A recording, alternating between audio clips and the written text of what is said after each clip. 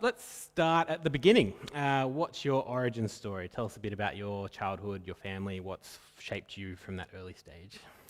Thank you, Adrian. So it's a complicated origin story, but which one isn't? So I was born in right up north in India, in what is now known as Punjab, and I actually around the time I was born, there was a lot of conflict and between Sikhism and the government at the time, which was Hindu. So that's Sikhism as in Sikhism, and so I'm assuming, I don't know, but I have no knowledge of my biological parents or family, and possibly that it was through that conflict. And so, I was sort of left on the steps of a Catholic orphanage as a baby, and then adopted out when I was 3. So 3 years later, and adopted by who I call my parents. So that's my mother, who's a white New Zealander. So partly, from Aotearoa, and my father, who's an Anglo-Indian. And so my childhood was very amazingly split between the north of India and the foothills of the Himalayas and Christchurch in Aotearoa, New Zealand. So absolute polar opposites in culture, in geography, in population sizes, in family sort of get-togethers and that sort of thing. And I suppose that is one of the very chief things that has formed who I am now, sort of having a foot in both countries, but definitely leaning more to the Indian side. So throughout my childhood, it was a year in India, a year in New Zealand, backwards and forwards until I was about 16. Then I stayed in New Zealand for university and moved to Sydney 2 years ago. So, That's complex for sure. Yeah. Is there something around that you could tell us about, I guess almost like the best part of both of those worlds of living in those kind of two environments? Is there something from each of those spaces that you'd like to share with us that exemplifies why they're meaningful to you? Yeah, absolutely. So I think the Indian side, two chief things I think formed as the friends and family and this desire to celebrate everything. I know it sounds like a cliche of Indian culture and that sort of thing, but it really is there. It's a real openness, when you make a new friend, by dinner time you're meeting their family and then the next day you might be at their relative's wedding. It's literally like that, and there's so much food involved, and so there's just that real openness. And then the geographical part is being up in the mountains, huge rivers. I have a real affinity with that kind of landscape. And then on the New Zealand side, it was my mum's side of the family is a lot bigger, but all my cousins were a lot older. I came later on in the family, and so just having this sense of lots of people to look up to, and my cousins' kids were my age, so I was either looking up to my cousins or looking after my cousins' kids, and also just mum is descended from an Irish farming family, and so holidays were up on the family farm, surrounded by animals, long bushwalks, and New Zealand is just the country for anything in nature. So that also I feel was a formative part. Wow. I meant to mention earlier that if you have any questions for Deepa throughout, feel free to put them in the comments, and I'll share them with Deepa in a little while. And Rads, if you could bring me my iPad at some point, that would be lovely. But I imagine, yes, the experience of growing up in multiple cultures would have meant that religion and faith would have been complex in that situation too. What was your sort of earlier experiences of faith and religion? Yeah, so definitely very complex. And I think this is something that I've been sort of grappling with more as an adult than I did with a kid, because I grew up, my mother is a devout Catholic, and quite a, a wonderful human being, absolutely adore my mother, but a very traditional sort of Catholicism. And I always remember her saying that she always regrets when the Catholic Church had all those changes. I think it was in the 60s when the priest turned around and faced the congregation. Stop speaking in Latin and all that stuff. Exactly. Yeah, sure. So that sort of like gives a little bit of insight into Mum's Catholicism. And then Dad grew up like Anglican Christian and like has real respect for religion, but like wouldn't be church attending unless it was like a big high mass with an orchestra and great singing and that sort of thing.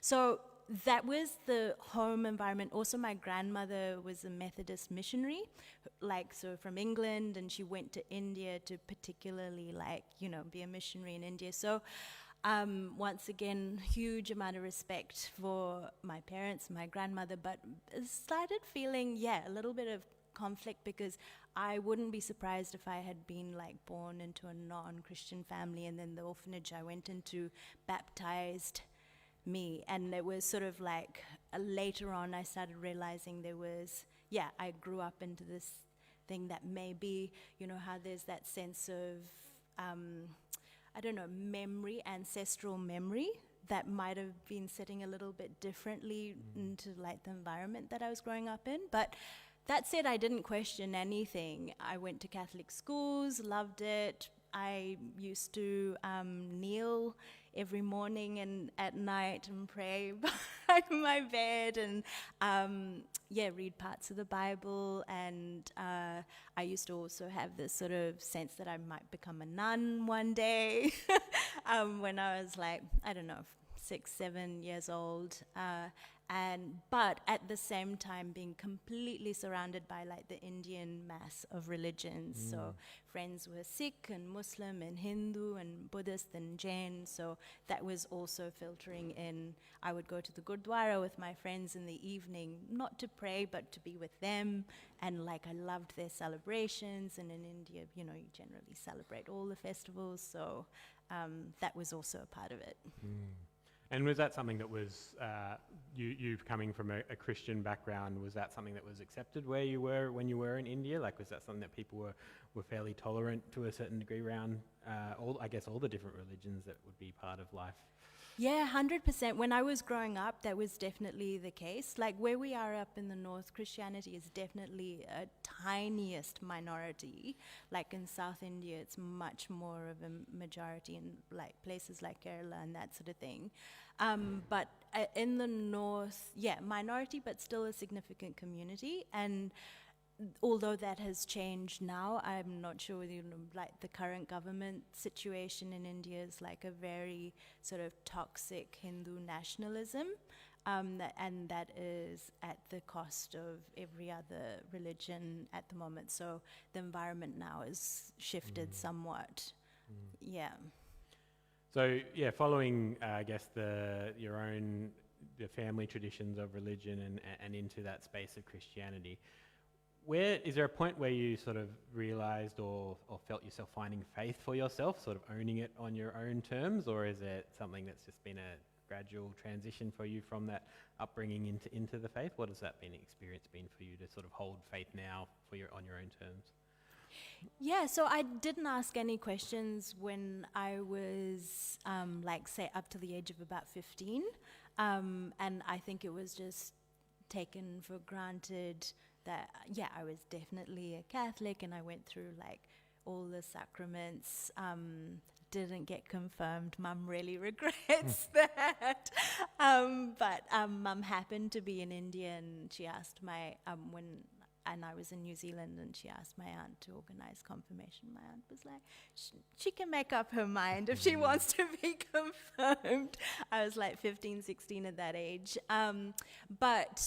So I kind of felt like at home there wasn't really, maybe, even though I knew that Dad wasn't church going and didn't necessarily believe, that there wasn't as much of an environment for questions. Like I remember I once had this encyclopedia when I was like, I don't know, 7 or 8, and it said that Jesus was born 3 BC.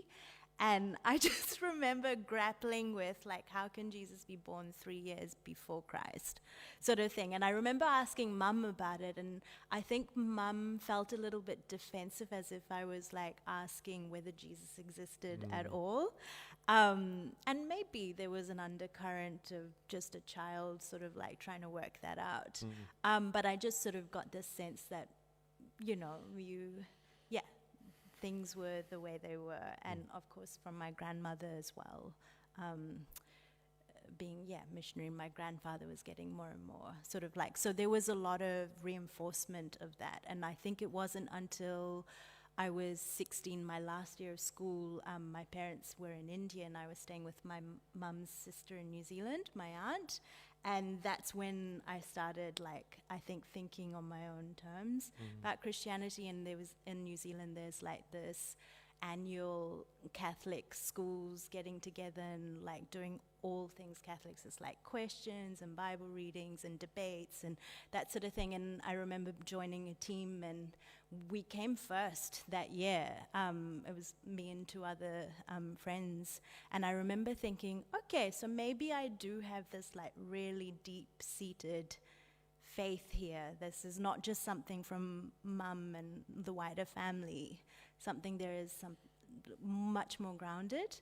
But at the same time, there were some like more bigger questions sort of seeping in as well. Do you want to give us an example of what one of those bigger questions was, something that did sort of challenge your experience of faith in that time? Yeah, so I think major thing was like sort of being in, even though I was still at a Catholic high school, like it was 95% Catholic, so that was the environment.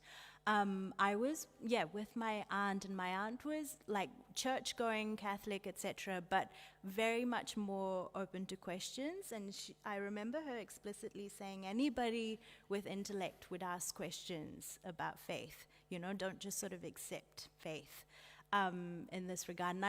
And that was one thing.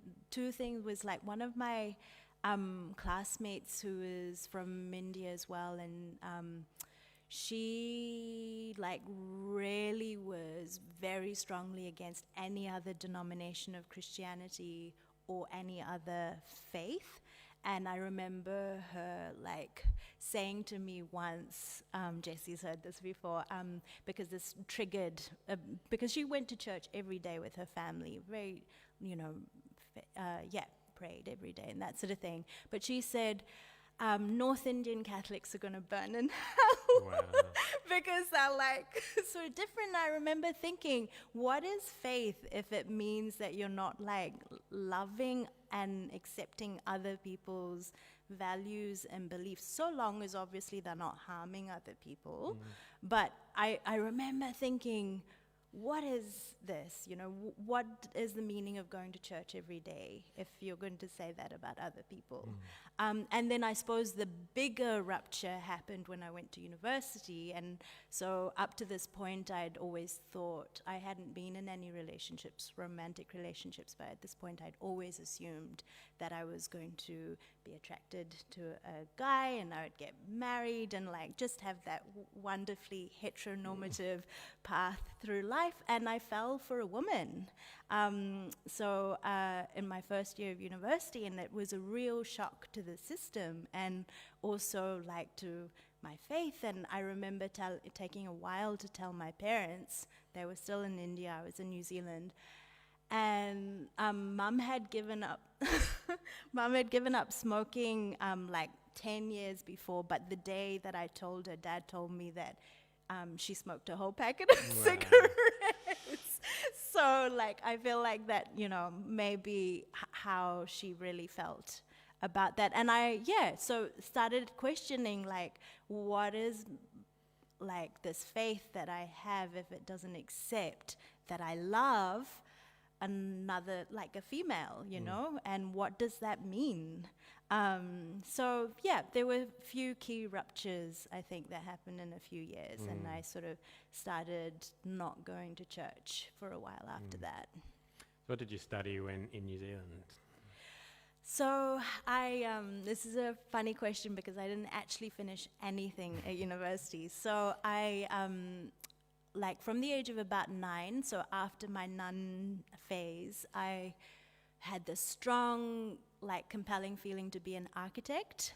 And that had just been steady, consistent all through my teen years. All my high school subjects were oriented in that direction. Went to university and signed up for architecture. The first year of architecture was just like a massive, like, earthquake of myself. There was just so much, like,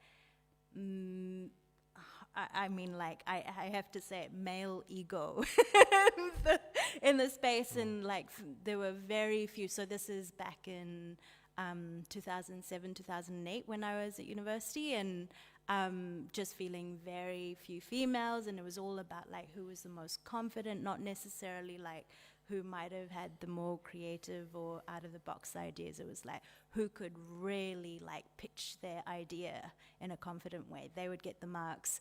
And I started like towards the end of that first year just being like, this is so not for me, like this, I'm not surviving and not thriving in this.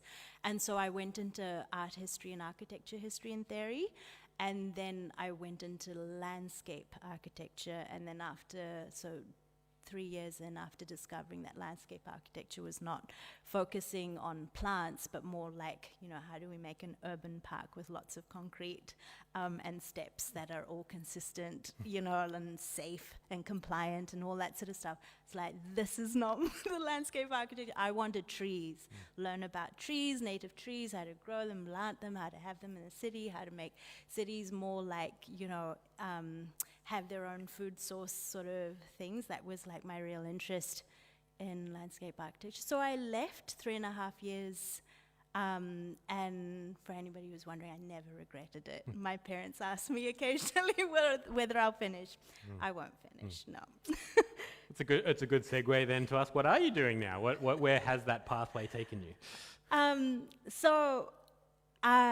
To a very happy place. So soon out of university, I started volunteering at an environmental not-for-profit, and then that turned into a job, and I've been in environmental not-for-profits ever since. And so where I am at the moment is the Sunrise Project, which is it's this organization that does two main things. One, it campaigns against fossil fuels, and makes sure also First Nations justice and land rights and that sort of thing, especially in areas where mines are kicking First Nations people off their land, not only in Australia, but say in the US as well.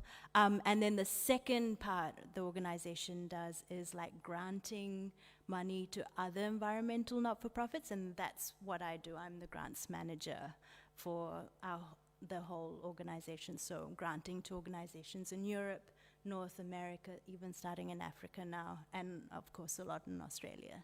So I've been there 2 years. It's an amazing organization, like so out there. It has like justice, equity, diversity, and inclusion like completely embedded in the everyday, very kind to staff, very human, just a human organization. So it's great. And was it work that brought you from New Zealand to Australia?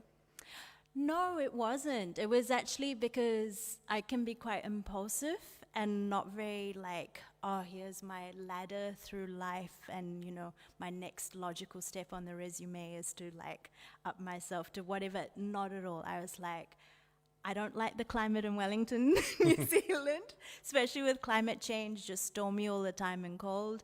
I have family here. My father's only sibling lives in Sydney, and so does my cousins and that sort of thing. So I wanted to be here. I wanted to be in a big city. And I suppose I wanted to change from New Zealand, because New Zealand just felt really safe and maybe too home-like. So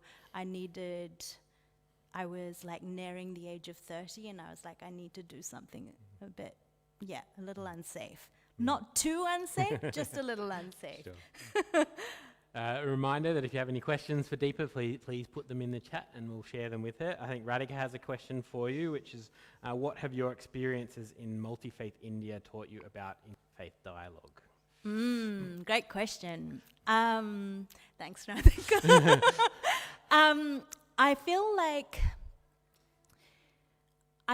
that a lot of interfaith dialogues perhaps miss a very core fundamental piece of faith, or my understanding of faith, which is like love. Essentially, love and justice and acceptance of ourselves and each other, and that instead it becomes about like literal interpretations of certain words of various holy books, or certain traditions within that faith, which, you know, when stripped back a few layers, is like basically embedded in this like core foundational sort of love and acceptance and living with each other part of the thing. But I feel like that's often missed in the dialogue.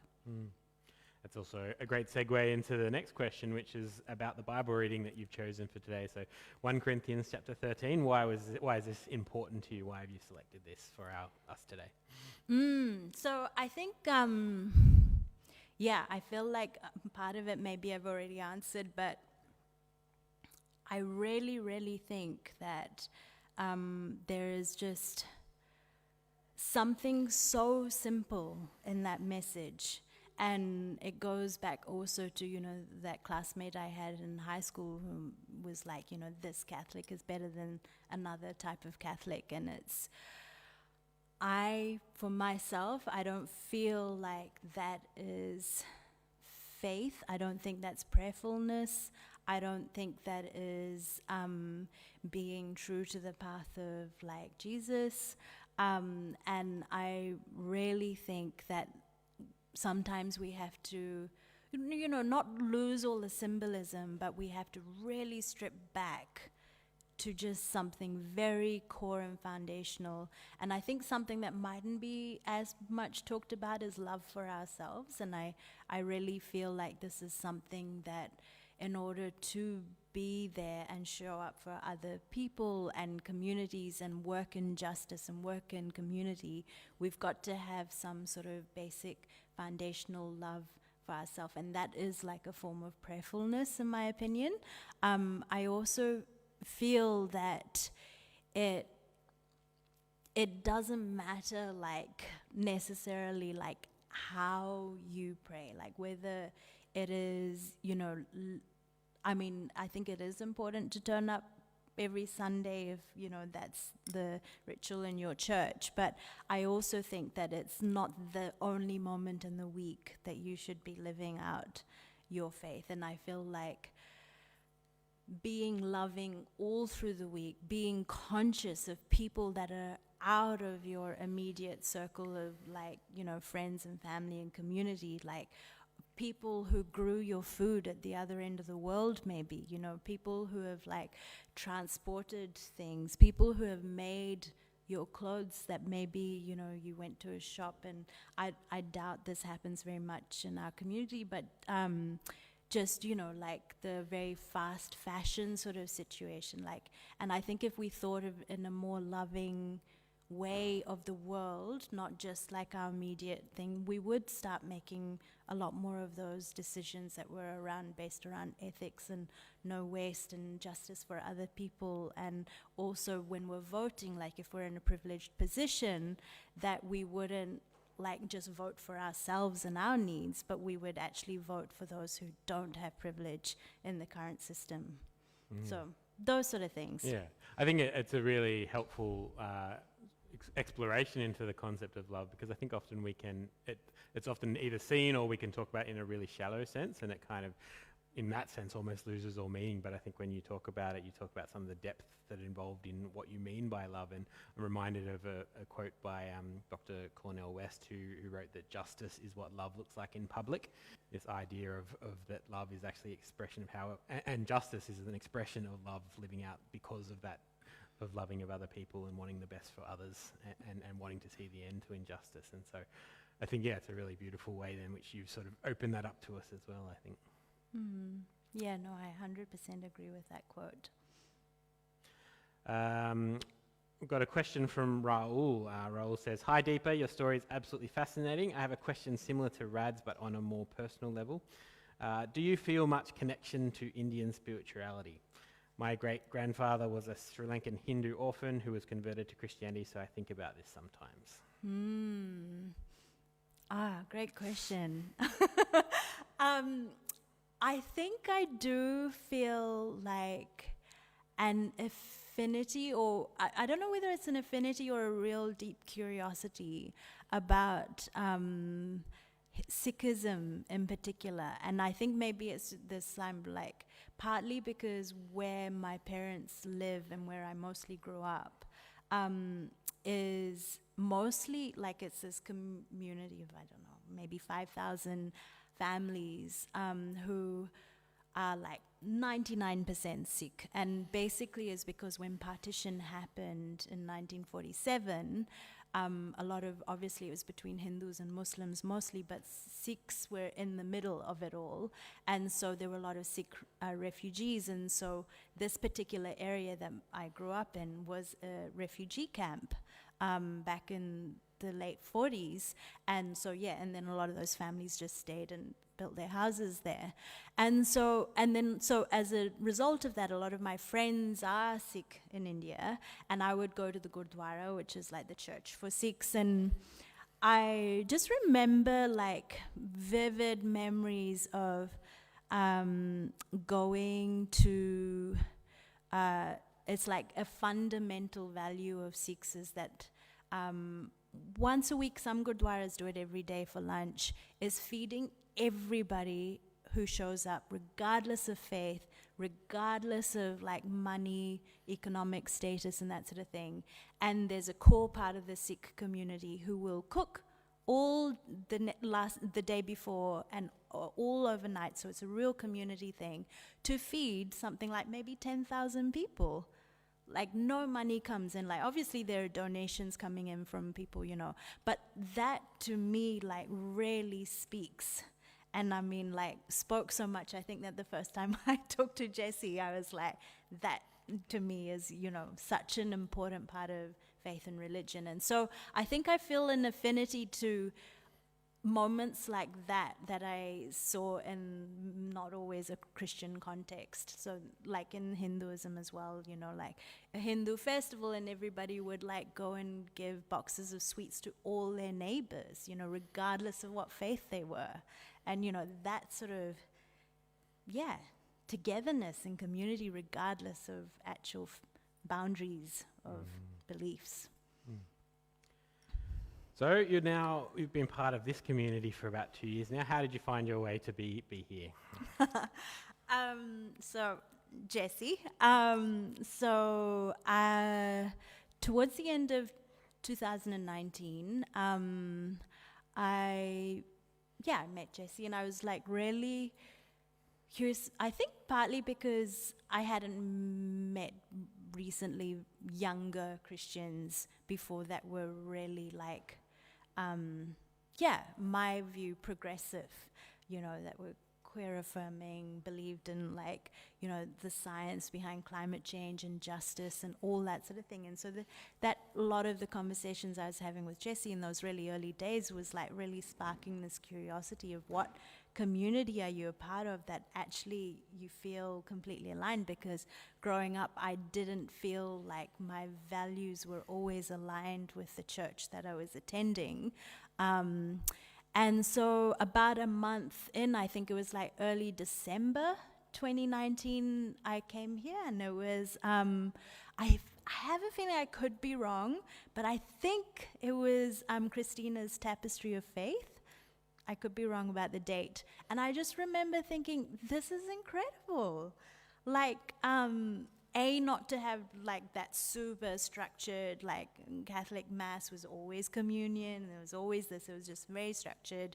Not saying that there isn't structure here, just saying that there's so much more inclusion. And like the prayers here, I don't know whether I've just been like completely in the wrong church, but like prayers in the Catholic church I was growing up were like set by the priest, the male, often white priest, And it was always praying for like the Pope and the bishops and then like the saints, and then like the last prayer might be for the poor or something like that. And then here, just seeing that prayers are like from everybody. It's a live thing, whatever's happening in the community. And not to mention you both and your leadership in this space, and like the complete novelty of having a female person of color leading the service as well, like just all of those things, and the great human beings that are in this community as well. And we're obviously really grateful to have you part of this community, and to the extent of even joining Church Council last year.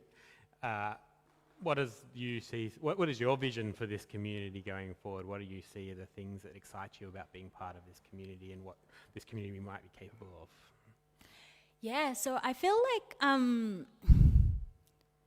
like we're already on that path, but I feel like we've got work to do, definitely, and I'm very excited on the one of the key things I think that's going to be talked about this year is on the anti-racism front. I'm really keen to also see more like sort of First Nations, like sort of Christian interpretations as well. I'm very keen to see, like, I think it's great that we're attending marches and protests and have that like real sense of, you know, justice and speaking up for those who are marginalized and that sort of thing. But I would love to see us go further into that space. And I think maybe particularly as we're coming out of like this incredibly disruptive few years of how we can connect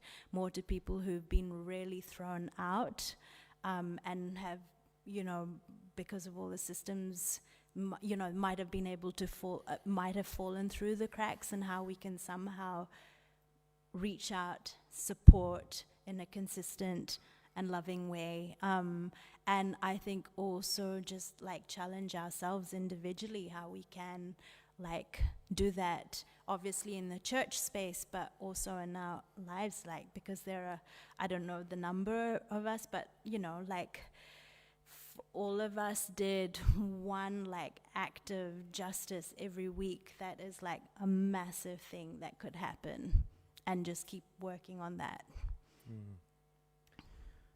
I've got one more question for Deepa from me, but there's still a chance for your questions. So if you've got any, quickly put them in the chat, and we'll be able to share those at the end. But my final question for you, Deepa, is if you could meet God face to face right now, what question would you have? This was like, I was like, the answer came up straight away for me, but I felt like, do I need to sort of mute it in some way? And then I was like, no, this is luck. I don't need to do that. And so the question I would ask is like, why is there so much injustice in the world? And why is it that I consider myself a very privileged individual? Like, how have I had a right to live the life that I do, and that so many millions of people here in Australia, but also around the world, who have like worked endlessly, have had trauma in so many different facets, whether it's war or to do with their gender or their sexuality or their color of the skin or something or the other. How have they, like, they've probably found solace in some faiths, but like, how have they like, got a life ahead of them where there's very little peace and justice in their life? So I feel like those would be the questions I'd be asking. So, Well, it's been wonderful to hear just a glimpse of your story. I'm sure there are lots of people with lots of different questions, and invite you to follow up with Deepa. Show us some love in the comments or through private messages, or hopefully when we gather soon face to face, you'll be able to chat more with Deepa and hear more and see where the connections are between each other in our community. But as we close this time, I'd like to pray for you, if that's okay. So let's pray. Gracious and loving God, we give you thanks for Deepa. We give you thanks for her willingness to share her story with us today. We give thanks for her vulnerability and the joy in which she lives her life. We give thanks for the work that she does and for her passion for justice, particularly with environmental justice, but all justice that is part of her living. And we give thanks for the contributions that she makes to this community. And we also give thanks for Jessie and the partnership that the two are forming together. We hope that this time is a blessing to those listening and will continue to spark conversations and questions, and that we can continue to see how our faith journeys intersect and connect together and are different from one another, but that all that sort of combines as we share in community together. And so we give thanks for Deepa this day and ask your blessing upon her. This we pray in Jesus' name. Amen. Amen. Thank you. Thank you.